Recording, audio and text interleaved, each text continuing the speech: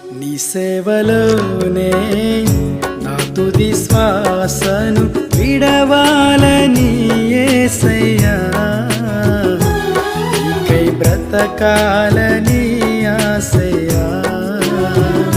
నీ సేవలోనే నా తుది శ్వాసను విడవాలని యేసయ్యా, నీకై బ్రతకాలని ఆశయ్యా.